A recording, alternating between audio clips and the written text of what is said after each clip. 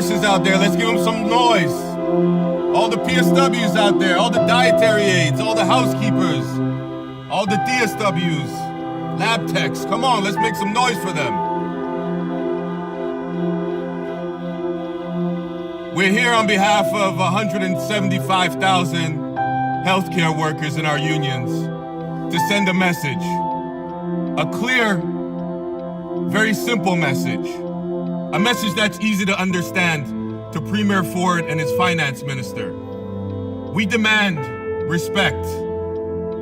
We demand that they protect us, and we demand that they pay us. Honk if you agree with that. See, what we don't need is we don't need no more hollow words. We need bold action right now. Yes. We don't need any more exploitation. We need healthcare jobs to be good full-time jobs. We don't need any more temporary fixes. We need to make pandemic pay permanent for all healthcare workers.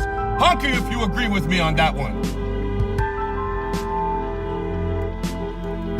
You know, after a year of making pandemic sacrifices, including isolating from their families, working grueling hours while at risk of infection because of lack of access to PPE, healthcare workers are demanding bold action to support the essential work they do with better jobs and increased protection in the workplace. Let me hear some honks on that point. Because nearly 20,000 Ontario healthcare workers have been infected with COVID-19, and 20 of them have died in the past 12 months. Nurses, personal support workers, and all healthcare workers are essential. They were essential before the pandemic. They are essential during the pandemic, and they'll be essential after the pandemic. Yes. Let's hear some noise for that.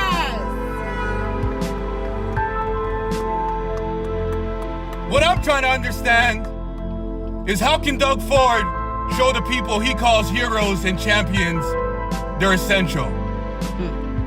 He can show us in tomorrow's budget, and we'll be watching and holding him accountable. We demand funding in the budget to stabilize the lives of our workers in hospitals, our home and community care and long-term care workers, so they can focus on the care and residents and patients' needs. They need to extend the $4 an hour pandemic pay to all healthcare workers and make it permanent. Provide the PPE that healthcare workers need to protect themselves. Provide paid sick leave for COVID-19 related illnesses, and provide pay while staff await COVID-19 test results or are in isolation. Reverse the staff exodus in healthcare by turning exploitive, low-wage, part-time work into full-time jobs with benefits and a living wage. Let me hear some honks if you agree with that. Because no RPN or PSW or any healthcare worker should be forced between paying the rent or going to work sick.